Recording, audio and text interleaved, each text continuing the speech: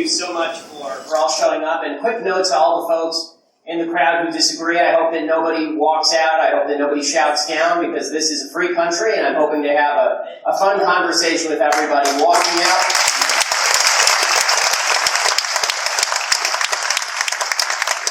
Walking out just demonstrates closed-mindedness, and shouting down just demonstrates ideological fascism.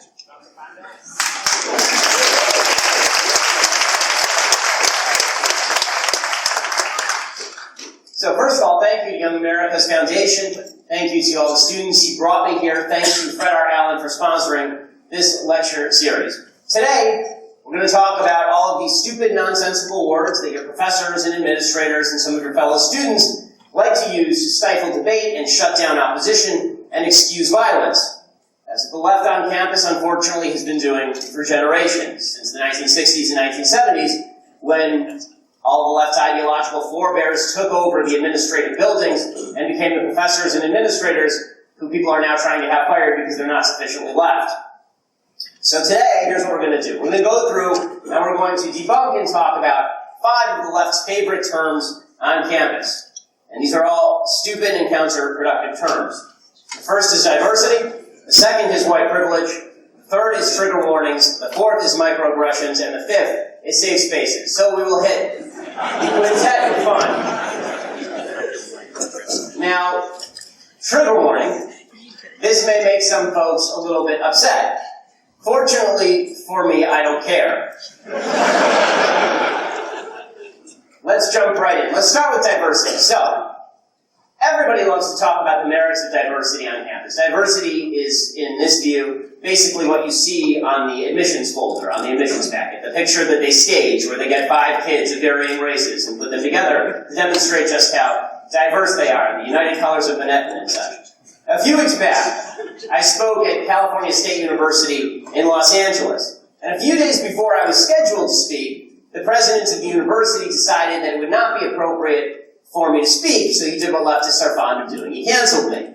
And here's what he wrote. He issued a statement, and this is what the statement said. It said, "After careful consideration, I have decided that it will be best for our campus community if we reschedule Ben Shapiro's appearance for a later date," a date that did not exist, "so that we can arrange for him to appear as part of a group of speakers with differing viewpoints on diversity. Such an event will better represent our university's dedication to the free exchange of ideas and the value of considering multiple viewpoints." So, obviously, the university's dedication to the free exchange of ideas involved canceling the event, and their consideration of multiple viewpoints involved shutting down mine, considering I was the only conservative on campus, and I was just a visitor. So, that's how diversity works on the left, unfortunately. Diversity is designed, because diversity of thought does not matter to the left. In fact, it's counterproductive to the left. The left believes that diversity of thought is threatened, that it threatens feelings, that it threatens perceptions of the patriarchy and capitalism that they need a monopoly in order to achieve. And so they have to shut down anybody who opposes. And this is why you see protesters blocking doors and barricading doors, and this is why you see people being shouted down on college campuses. And this, again, has long ideological roots. There's a professor from the 1960s named Herbert Marcuse. He's from the Frankfurt School, and you won't know him because you're young and you presumably are spending your time in life doing something useful, and this guy was not only useless as a human being, he was counterproductive, but Herbert Marcuse is most famous for saying, "Make love, not war." One of the stupider slogans in human history. And beyond that idea, his mostly stupid idea, the even stupider idea than make love, not war, as though the two are mutually exclusive, is the idea of what he called liberating tolerance. Right? So again, these kind of keywords, liberating tolerance. What he said is that there were 2 types of tolerance. There was repressive tolerance, and repressive tolerance was things like free speech. How is free speech repressive? Well, free speech is just a value that's held by the patriarchy, it's just a value that's held by the powerful, and it gives the patina of legitimacy to all views, but in reality it's only forwarding one view, namely the view that freedom of speech is good. Therefore, we need to get past repressive tolerance, which gives people a feeling of freedom without actually having freedom, and we need to get to what he called liberating tolerance. And liberating tolerance, he said, would mean intolerance against movements from the right and tolerance of movements from the left. So tolerance only extended as far as his side of the political aisle, because true tolerance can only exist when there is an ideological monopoly. So, if the left, oh, there we go.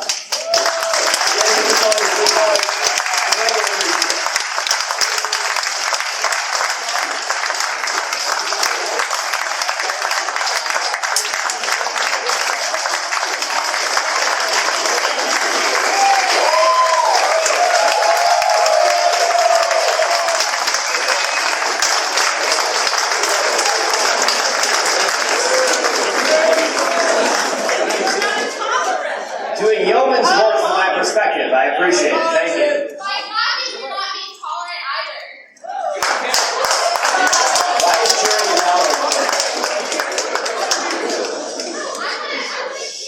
I think everybody on this campus should have unqualified approval of their activities. So if they decide to leave and they want to be cheered, then we should cheer.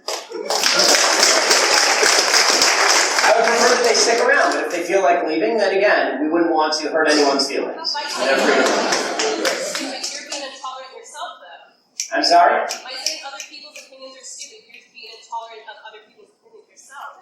So no, intolerant, no. So the difference is I'm not walking out on anybody else's opinion or trying to shut it down. Well, wait, because I know there are a bunch of other people who want to come in. So if people want to come in, again, I operate under the assumption that in a safe space, which is called America, free speech should be allowed to flourish. So if other people want to come in, we'll wait for them to fill the seats. I thought you were going to argue against safe space. What was that? I thought you were going to say safe space. I am. It's called irony.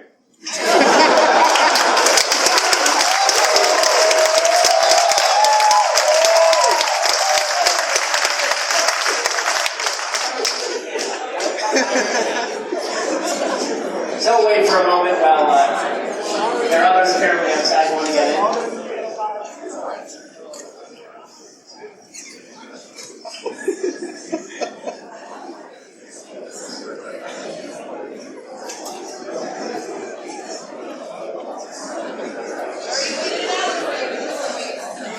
Okay, let's see, at least are there more people coming? All right, so we'll wait for everybody else who wants to come in. Are there more folks coming, or is that it?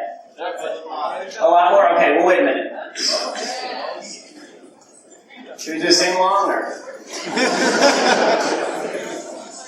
We can do chanting.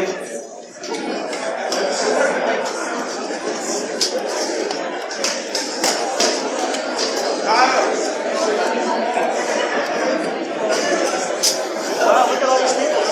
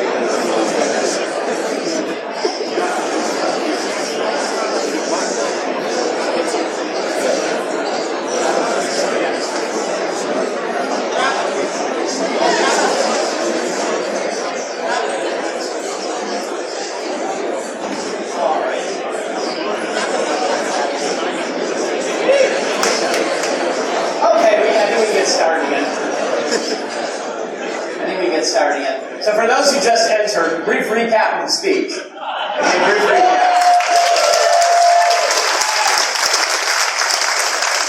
I suggested that the left heartily dislikes ideological diversity, and to prove my point, half the audience got up and left. Okay, so to pick up from there, there's only one kind of diversity that the left truly cares about. It obviously isn't diversity of thought. It's diversity of race, right? This is the only thing that the left seems to care about when it comes to diversity. Racial diversity. But racial diversity, if you're a decent human being, ought not mean anything, because it turns out that virtue means something. Being a decent human being means something. If you don't care about virtue, but you do care about skin color, you are definitionally a racist. Unfortunately, the left is racist. And they make themselves feel good by suggesting that how you behave is irrelevant. All that matters is that you have the multiracial TV game. You know, the game that doesn't exist that much in real life, but it's the kind of game, the game that always robs the liquor store on TV. Is one Native American guy, one Hispanic guy, one black guy, and a lesbian, and it's the most diverse game you've ever seen that never exists. But this is the kind of diversity that the left seeks. It doesn't matter that they're robbing a liquor store, which would seem to me the key component.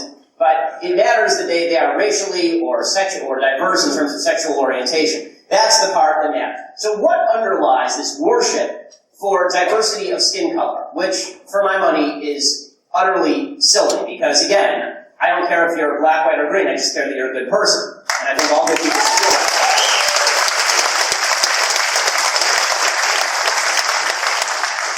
Well, the left believes in equality of outcome. This is what they call fairness, right? Not equality of opportunity, which says that if you behave, you play by the rules, you do the right things, you'll succeed. That would be equality of opportunity. Equality of outcome suggests no matter how you behave, we should all end up in the same place.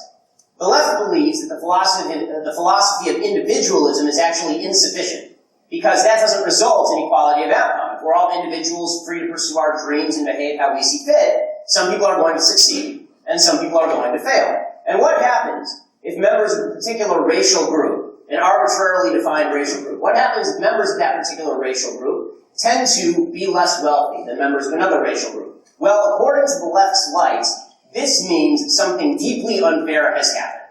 You don't have to know anything else. If there's a person in a room with $4 and a person in that same room with $1, the person with $4 must have done something unfair to the person with $1. Because equality of outcome is the only thing that matters. In the end, it's the only thing that matters. It doesn't matter if the person with $1 blew all their money on drugs and the person with $4 runs a business. It doesn't matter. The only thing that matters is one person's rich, one person's poor, right? The Bernie Sanders philosophy of money also applies to the left's philosophy of group identity. So if one group is less monetarily, financially successful in the United States, that must be a result of some inherent exploitation by the more successful group. And this is what we call white privilege, right? The idea is that if any groups are doing badly in the United States, except for poor white people, they don't count, but any other groups in the United States, that is the result of white privilege, which is an incredibly seductive idea. It's a really seductive idea for a lot of folks. And it's seductive because it gives people a feeling of unearned moral superiority and virtue without actually having to do anything good. It's really nice. So if you are a black person and you feel like you're not succeeding in life, it's a lot easier to say white privilege is responsible for my non-success than maybe I made some bad decisions. Right? If you are a Hispanic person, the same thing holds true. And if you are a white person, well, you kind of crap out of luck a little bit, because the fact is that no matter what, if you don't succeed, it's because you didn't succeed on your own merits, because obviously you've benefited from white privilege. And if you do succeed, you've only succeeded because of white privilege. Fortunately, they give you a way out. There is a way out. The way out is that you must repent. Right? Full-style Elmer Gantry repentance. You must grab a scourge, and you must take off your shirt, and you must whip yourself, and you must declare, mea culpa, mea maxima culpa. I and my ancestors are responsible for all suffering in Western civilization, and indeed on Earth, because I happen to have less melanin in my skin. This is particularly true for white, heterosexual, cisgender males. Ladies apparently are left out, even though they're the majority of the population. Sorry, dudes, it's really our problem. And the problem is that these white, heterosexual, cisgender males have constructed this evil, terrible, horrible system, particularly the founding fathers, who are a bunch of white, cisgender, heterosexual males. Right? All those people, they're terrible people, and they designed a horrible system of oppression and grievance in order specifically to keep down minorities. And this is inescapable. If you're born white, you're born into white privilege. If you're not born white, or if you're not born white, heterosexual, cisgender male, then you are born into a grievance culture. You are born into legitimate grievances against the system. There's only one problem with this. In modern-day America, it's not true historically, but this is true now. In modern-day America, this is not true. White privilege is a ghost. And what the left wants is they want us all ghost hunting. Okay, I'm not a ghostbuster. I can't hunt white privilege with you. I can't hunt institutional racism with you. If you show me somebody doing something racist, I'll stand alongside you. If you show me a racist piece of legislation, I will stand alongside you. But I'm not going to go along with the idea that everybody's failures in life are due to some ghost in the machine called white privilege or institutional racism. That is a cop-out.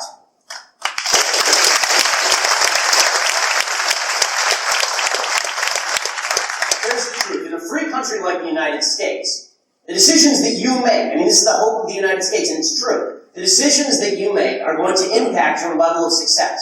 If you make good, responsible decisions, you're going to have a much more successful life than if you do the opposite. And this has nothing to do with race. Okay, whites are not born with a genetic predisposition to do the right thing. That's certainly not true. And blacks are not born with a genetic predisposition to do the wrong thing. That's obviously not true either. Right? That would be racist. this is not to assume there is no privilege. There is privilege in the United States. For example, it turns out there's great privilege in being born into a two-parent household. This is the greatest privilege in the United States. If you're born into a two-parent family,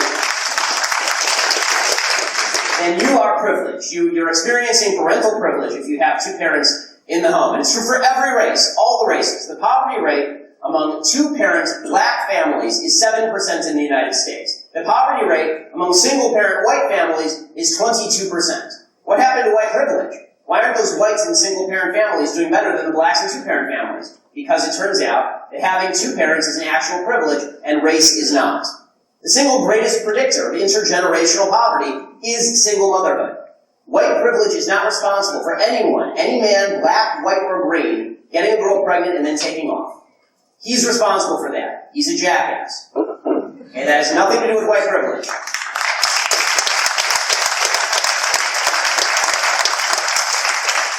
Here's another privilege that's relevant to our discussion today. How about the not committing crimes privilege? It turns out that one of the best ways to lead a successful life in the United States is not to commit crimes.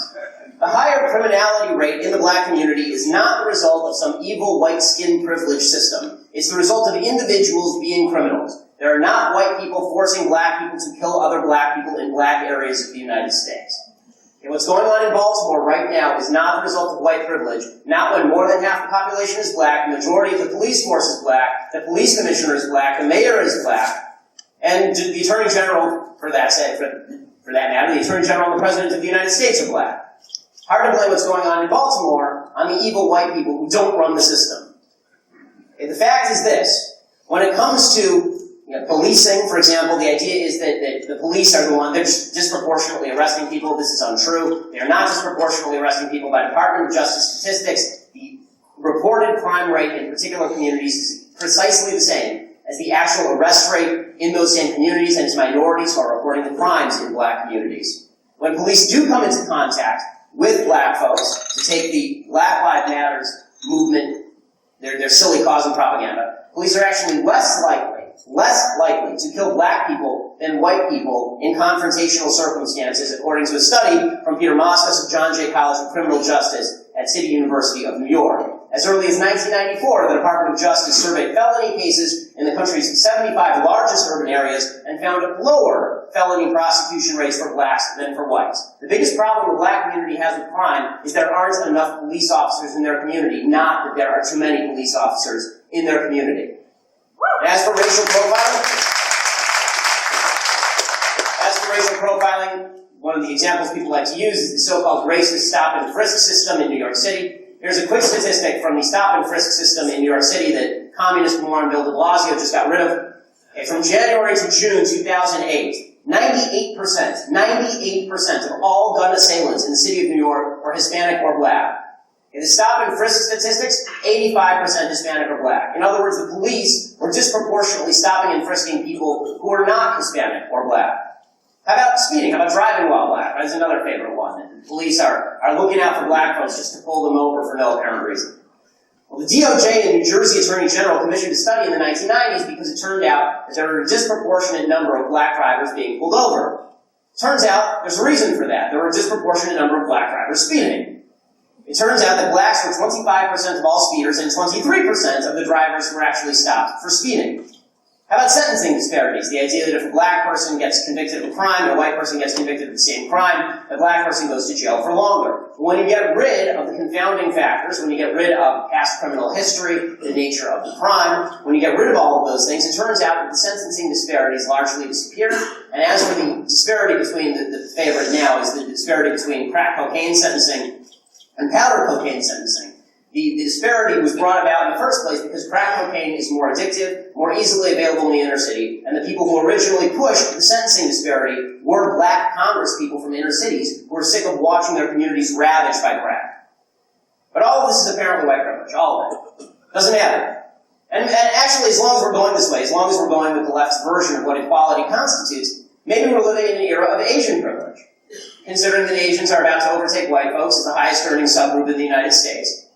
Maybe it's all those Asian founders who created an Asian system for the benefit of all the Asian people. Right, back in the days when the SAT was out of 1600, when old fogies like me were taking it, like 5 years ago, when that happened, Princeton University did a study, and they showed that black folks in the United States were receiving on average 230 points bonus on the SAT, and Asians were being penalized by 50 points. So it must be that Asian privilege all at work again. It turns out that when you accuse a group, any group, of racism and privilege without evidence, that is indeed a horrible racism. The accusation of white privilege without evidence is a horribly racist accusation that puts a burden on white people they can never overcome because it's false.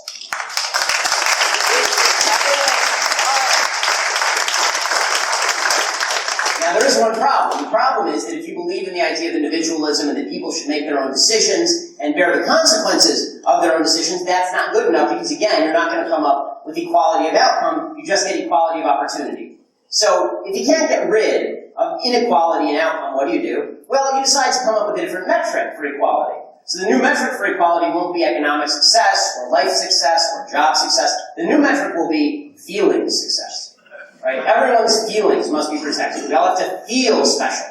That's the most important thing. And so we need trigger warnings to warn people in case they're going to be offended, in case something bad is about to happen to them, in case you're going to talk about a controversial topic. Everybody has to feel equally happy. Of course, the only way to make everybody equally happy is to make sure that basically all spice is taken out of life. Nobody says anything that could possibly offend anyone else. You can't say anything that's factual that offends people. There's an article from the Harvard Crimson a couple of days ago, and a student wrote this. In a class I attended earlier this semester, a large portion of the first meeting was devoted to compiling a list of rules for class discussion. A student contended that as a woman, she would be unable to sit across from a student who declared that he was strongly against abortion, and the other students in the seminar vigorously defended this declaration while the professor remained silent.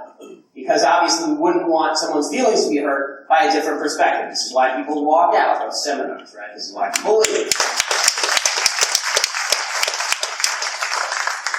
Which, by the way, is pathetic. And then beyond that, once you move beyond trigger warnings, the next step is microaggression. So, if someone doesn't receive their trigger warning and they've been microaggressed, if you say something to them that they find subjectively offensive, it doesn't actually have to be offensive, it's just subjectively offensive, right? It makes them feel bad. Then you've committed a microaggression. There's only one problem. The language of microaggression suggests what the problem is. It isn't offensive speech or things you just don't like. It's an aggression. It's an aggression. And aggression is to be met with aggression, right? In normal life, if someone punches you in the face, you punch them back. So if someone commits a microaggression, then you have to commit a macroaggression against them. And this is where we get into really dicey territory. This is where we move from walkouts to actual acts of physical violence in order to stop people from saying things that you don't like. This is where we move to, what people were doing at Cal State LA, where they were barricading doors and pushing around students who wanted to get in, so that students who wanted to come to a lecture that's just like this one had to be smuggled in 2 at a time by the police through a back door. That's because of microaggression culture. And let's be real. Half the things that people say are microaggressions, 90% of the things people say are microaggressions are not. It's not a microaggression to say he and she. It's not a microaggression to say you're colorblind. It's not a microaggression to ask somebody where they're from. Get over it, you're an adult, you can function in society, and if you can't, you're going to have a much harder life than you will if somebody says he or she to you.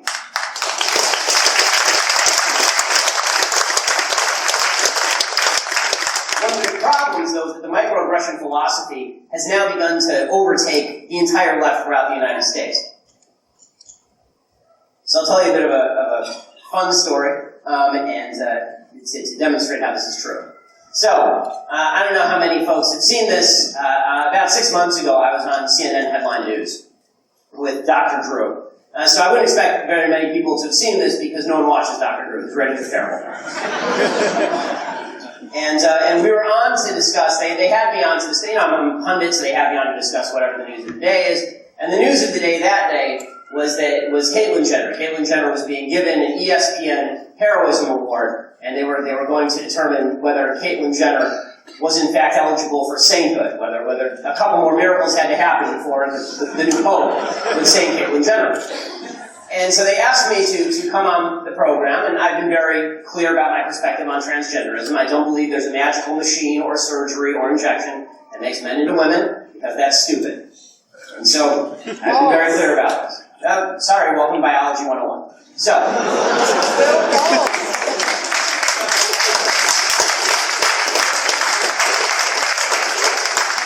and the idea here, and this is is that the problem is not, well, no, lots of evidence, is that the problem is not physical, the problem is mental. Which, by the way, the DSM felt until about 5 minutes ago.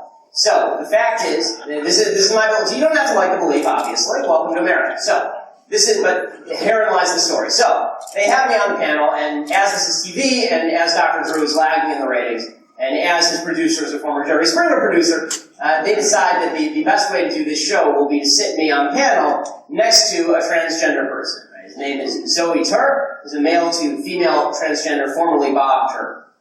And they knew my perspective going in on all of this. So the conversation commences, and everybody is just, they're having this wonderful, lovely conversation about whether Caitlyn Jenner should get the Medal of Honor or should actually be granted an honorary burial spot in Arlington National Cemetery for having committed the great act of heroism of having a surgery and hormonal injections.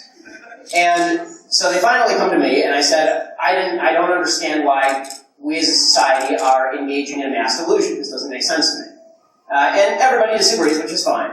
And the fellow next to me, who's actually a woman, he takes exception, and he says, well, you don't know anything about science, right? Just like some of the people. And I said, well, I know about genetics. And I know that every cell in Caitlyn Jenner's body, ironically with the exception of some of his sperm cells, contains Y chromosomes. And this person says, well, he says, well, genetics, you can't argue on the basis of genetics. And I said, well, what are your genetics, sir? And it was the sir that set him off.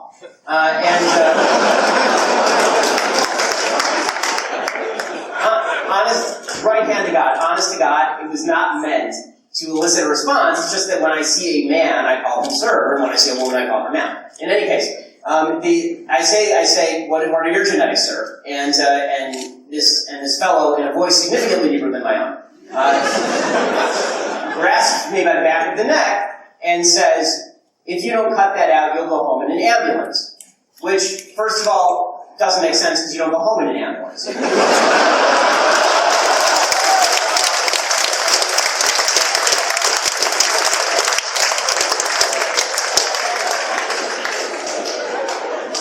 But this is all lead up to the punchline. So again, you can think that I'm a jackass, you can think what I'm saying is not true. That's fine. Welcome to America. That's cool. What you can't do is what happened next. So the guy grabs me by the neck and commits what is technically an assault and battery on national television. And the entire panel, like all of them, it was me versus 7 people on the left, which makes it almost fair for them.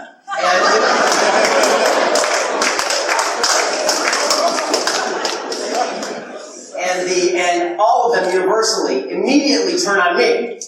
Right? They don't say, cut that out, you can't do that on national TV, right? You can't meet words you don't like with physical aggression.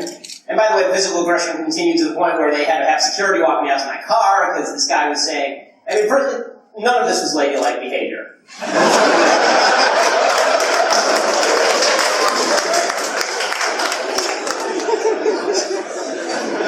And the entire panel turns on me because the idea is I'm the bad guy for having triggered this person. Right? And this person goes online and later threatens to curb stomp me, and as he's walking out of the studio, turns to me and says, I'll meet you in the parking lot. And the point of the story being that for the left, the real problem with this whole situation was not the part where it actually crossed over into unwanted physical touching, the legal definition of battery, or the actual threats of doing physical violence. The real problem is that I had said sir. And again, you can disagree with me. You can think I'm a jerk. That's fine. I don't care, as you may notice. But we've now reached the point, thanks to the microaggression culture, where you don't agree with me, means that you can use physical violence and force against me. And this is called totalitarianism. This is called fascism. Right? At University of Missouri, where I spoke in the middle of the debacle over University of Missouri, at the time I was going there, the police department had actually issued an edict that if somebody said something that was offensive to you, hurt your feelings, you should call the cops and make a report. Okay, that is actual, honest-to-goodness fascism. The first person who calls the guys with the guns in the middle of the political argument is the fascist. That's how you can tell. So, that finally brings us, once you have cleansed the world of all evil through trigger warnings and microaggression culture, now you've established the magical and ironically referred to safe space. So, once you get rid of all this, you've got your safe space. The only problem with the safe space is it's also an austere space. It's not a free space. In order for the space to be safe, it can't be free. You can't have freedom of speech in these safe spaces. At University of Missouri, the black students at University of Missouri, they created their safe space in the middle of their protest regime. And they demanded that all the white students, even people who agreed with them, especially people who agreed with them, not be let in because it would invade their safe space. It would violate their safe space for there to be any racial mixing at all. To which the KKK said, absolutely, let's do this thing. Because it turns out that the KKK is also for things that are both separate and equal. Here's the problem. Our colleges are creating an entire generation of mentally and emotionally stunted Americans. You're all being made into insane people by this stuff. Seriously, Jonathan Haidt is a psychologist over at New York University. He writes, the recent collegiate trend of uncovering allegedly racist, sexist, classist, and otherwise discriminatory microaggressions doesn't incidentally teach students to focus on small or accidental slights. Its purpose is to get students to focus on them and then relabel the people who have made such remarks aggressors. This is actually the opposite for people who are psych majors, they'll know this. This is the opposite of cognitive behavioral therapy, which is the only really proven form of therapy to work, which is where somebody is having a chain of thoughts that leads to a bad, depressive conclusion. What you have to do is you have to sit there and say, okay, where is this train of thought going wrong? Maybe the person wasn't microaggressing you, maybe you should really just give them the benefit of the doubt and not be quite so sensitive. Right? This is how you end up you can't have a free society without people accepting the fact that there will be conflict inside the society. And if you don't do that, you're making for a lot of very anxious and upset people, which is what's happening. And there's a report from Brown University that the protests there were so bad, they were so upset about the protests over there, that students were actually requesting medication and also to get out of their finals. I mean, to be fair, most students are constantly requesting both of those things, but they were using the protests as an excuse for that. And more than that, this culture actually creates evil. So, there's a good book by a guy named Roy Baumeister, a very, very famous sociologist and psychologist, and he writes a book called Evil, Inside Human Violence and Cruelty. And he says, evil behavior generally springs from idealism that turns to violence, unjustified self-esteem, and hypersensitivity. Does any of this sound familiar? Right? He says, people who think they're better than they are, right? Those are the dangerous ones. Hypersensitive people who think their pride is being assaulted are potentially dangerous. Even when a neutral observer would conclude that no serious provocation occurred, it is still important to recognize that in the perpetrator's own view, he or she was merely responding to an attack. Self-appointed victimhood, which is what all of this stuff boils down to. In the name of equality, self-appointed victimhood is very dangerous stuff. And it's going to have a really nasty impact, not just on campuses, but across the United States. There's a reason that 40% of people our age, 18 to 34, there's a reason that 40% of those people say that the federal government should begin enforcing crimes, should actually start prosecuting people for saying, quote, statements that are offensive to minority groups. So we should repeal the First Amendment, essentially, according to 40% of people our age. And if you poll people on college campuses about whether there should be rules on college campuses about such stuff, the number rises to well above 70%. America is the greatest place on the planet because we can still have discussions where we offend each other.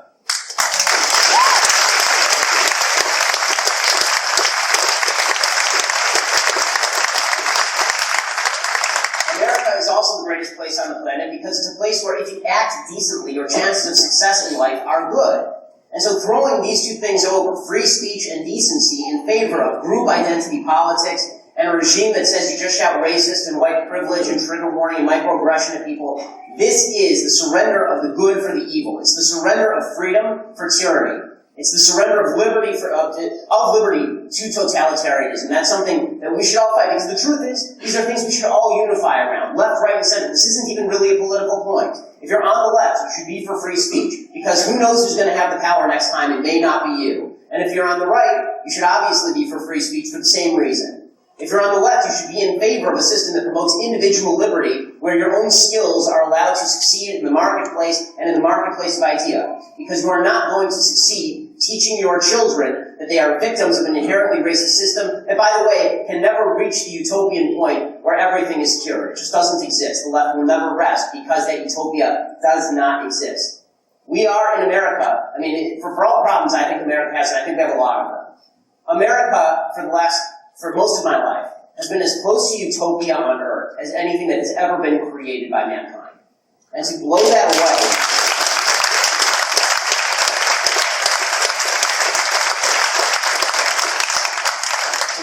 to blow that away in favor of divisive rhetoric and a feeling that you are morally superior because you get to rip your fellow man and enforce totalitarian measures against that fellow human being, that's the highest form of nastiness. We should all stand united on that. We should all stand together on that. Thanks so much. Happy to take questions.